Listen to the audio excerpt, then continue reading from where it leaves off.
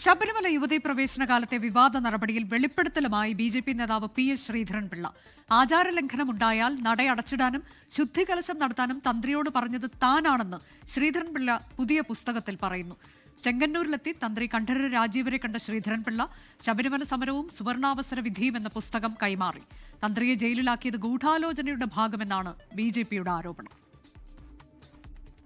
നാളെ പുറത്തിറങ്ങുന്ന പുതിയ പുസ്തകത്തിലാണ് ശബരിമല യുവതീ പ്രവേശനവുമായി ബന്ധപ്പെട്ട് പി.എസ്. ശ്രീധരൻപിള്ളയുടെ നിർണായക വെളിപ്പെടുത്തലുകൾ. ആചാരലംഘനമുണ്ടായാൽ നടയടച്ചിടാൻ തന്ത്രിയോട് താൻ പറഞ്ഞെന്ന് ശ്രീധരൻപിള്ള പുസ്തകത്തിൽ തുറന്നു പറഞ്ഞു. അത് ആചാരാനുഷ്ഠാനങ്ങളുടെ ലംഘനമാകില്ലെന്ന് തന്ത്രിയെ അറിയിച്ചു. ഫോണിൽ വിളിച്ചായിരുന്നു ഇക്കാര്യം പറഞ്ഞത്.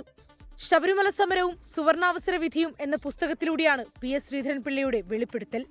ഞാൻ അടച്ചിടാൻ വേണ്ടി പറഞ്ഞതാണ്. എൻ്റെ ഫോണിൽ ഞാൻ അദ്ദേഹത്തോട് പറഞ്ഞു, നടയടച്ചിടാം, പ്രതിസ്ഥാനീയന് നടയടച്ചിടാം, അത് അടച്ചിടുന്നതിന് ഒരു നിലയ്ക്ക് കണ്ടപ്റ്റോട്ടാവില്ല, അത് നിയമലംഘനമാവില്ല, അതുപോലെ ആചാരാനുഷ്ഠാനങ്ങളുടെ ലംഘനമാവില്ല എന്ന് അദ്ദേഹത്തോട് പറഞ്ഞു. ശബരിമല സ്വർണ്ണക്കൊള്ള കേസിൽ ജാമ്യം കിട്ടി പുറത്തിറങ്ങിയ തന്ത്രി കണ്ഠരര് രാജീവരെ ചെങ്ങന്നൂരിലെ വീട്ടിലെത്തി ശ്രീധരൻപിള്ള കണ്ടു. ആത്മഹത്യയുടെ വക്കിലെത്തിയെന്ന് തന്ത്രി തന്നോട് പറഞ്ഞതായി പി.എസ്. ശ്രീധരൻപിള്ള.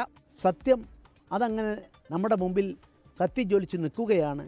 ആ മനുഷ്യൻ ഇതെല്ലാം കേട്ട് ആത്മഹത്യയുടെ വക്കിലെത്തി എന്നാണ് എന്നോട് പറഞ്ഞത്. എന്തിന് ഇങ്ങനെ ക്രൂശിക്കണം? ഇതാണോ നീതി? Is it the system of law followed by us? യുവതീ പ്രവേശനത്തിൽ നട അടച്ചിട്ടതിന് പിന്നിലെ വൈരാഗ്യമാണ് തന്ത്രിക്കെതിരായ നടപടിക്ക് പിന്നിലെന്നാണ് ബി.ജെ.പിയുടെ ആരോപണം.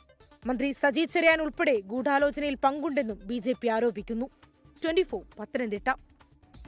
ലോകത്തെവിടെയായാലും ഏത് സമയത്തും 24 വാർത്തകളും ഓഗ്മെന്റഡ് റിയാലിറ്റി പാക്കേജുകളും എക്സ്പ്ലെയിനറുകളും വിശദമായി കാണാൻ ഞങ്ങളുടെ യൂട്യൂബ് ചാനൽ നിങ്ങൾക്ക് സബ്സ്ക്രൈബ് ചെയ്യാം.